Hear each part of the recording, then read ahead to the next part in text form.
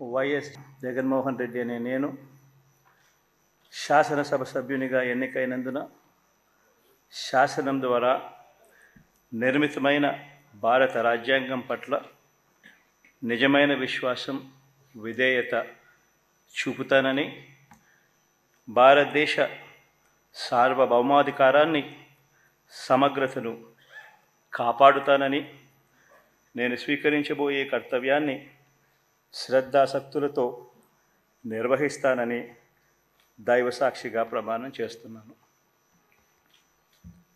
ఆంధ్రప్రదేశ్ శాసనసభ సభ్యుడైన